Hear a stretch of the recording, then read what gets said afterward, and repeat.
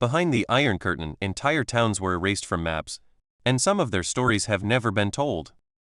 What's up, everyone? Today we're diving into one of Europe's most haunting historical mysteries, the abandoned places of East Germany that time forgot. These aren't your typical ruins. We're talking about entire communities that were suddenly emptied, leaving behind perfectly preserved glimpses into a world that officially never existed. The scale of the lost places. Here's what blew my mind when I started researching this. According to official German records, over 3,000 settlements in former East Germany experienced significant abandonment after 1990.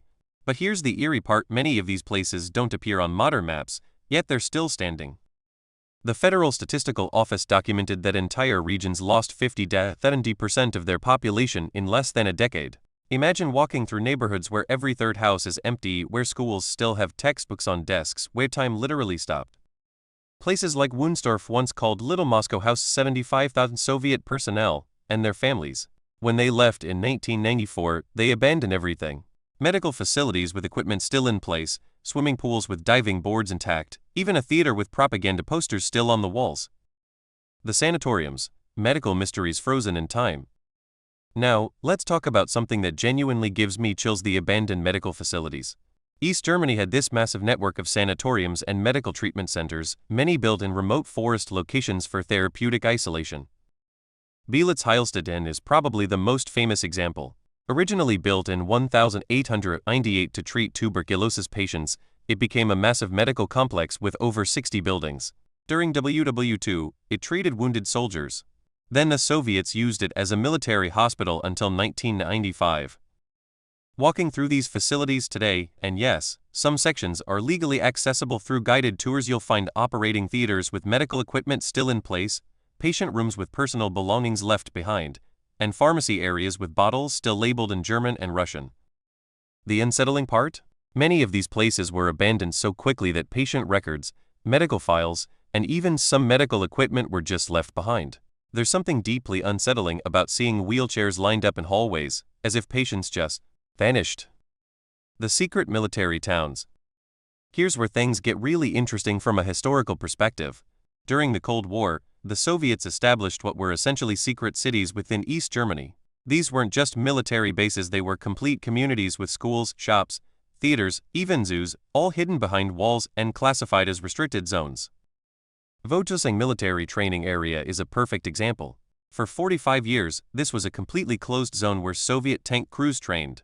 The locals called it the Forbidden City because German civilians weren't even allowed to know it existed. When the Soviets withdrew, they left behind not just buildings, but an entire frozen ecosystem of Cold War life.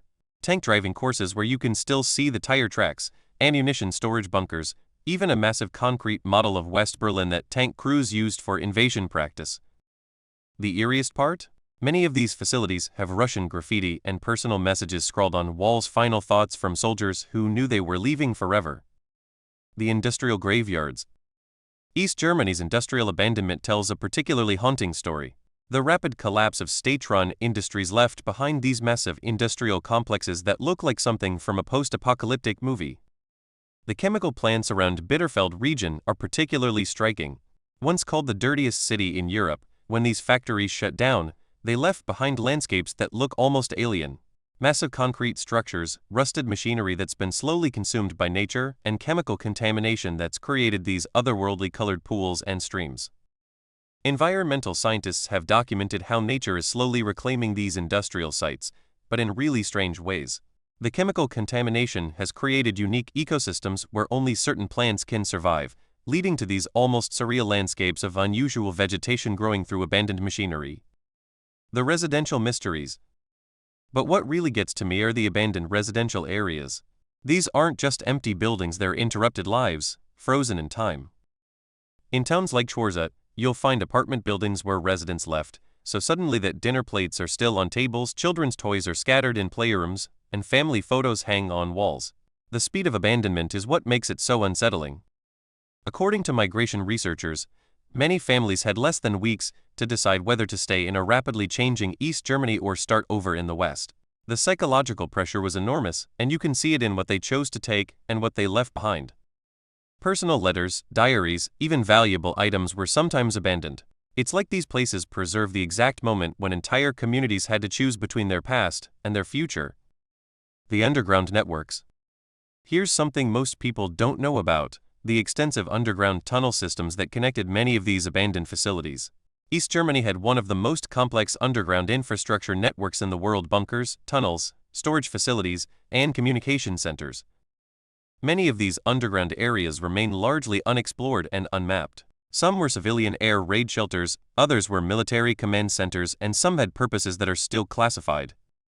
Urban exploration groups report finding kilometers of underground tunnels beneath abandoned towns, some leading to facilities that don't appear on any official maps. The acoustic properties of these underground spaces create these incredibly eerie sound effects. Footsteps echo for what seems like forever, and there are areas where you can hear sounds from completely different sections of the tunnel system. The preservation dilemma. Here's what makes this topic so fascinating. These abandoned places exist in this weird legal and historical limbo. They're too historically significant to demolish, but too expensive and complex to fully preserve. Some sites, like the Flossenburg Documentation Center, have been converted into historical museums that respectfully preserve the memory of what happened there. But many others remain in this haunting state of partial abandonment. I think there's something powerful about experiencing history in this unfiltered way. These places tell stories that official histories sometimes gloss over: the human cost of political transformation, the speed at which entire ways of life can disappear. The ongoing mysteries. What keeps me fascinated by this topic is how many questions remain unanswered. Why were some facilities abandoned while others were carefully decommissioned? What happened to all the records and documentation from these places? There are entire archives of East German life that were simply left in abandoned buildings. Personal documents, official records, photographs, all slowly deteriorating in empty offices and storage rooms. Local historians are racing against time to document and preserve these materials before they're lost forever. But the sheer volume is overwhelming, and every year more of this history literally crumbles away. The human element. Behind every abandoned building is a human story, and I think that's what makes these places so compelling rather than just spooky. These were real communities, real families, real lives that were completely transformed. The elderly residents who chose to stay in these depopulating towns often become the unofficial guardians of memory. They're the ones who can tell you which building used to be the bakery, where the school playground was, what life was really like before everything changed. Their stories add depth to these places that goes beyond just the visual impact of abandonment. These aren't ghost towns, they're places where the ghosts are actually memories of real people and real communities. What we can learn.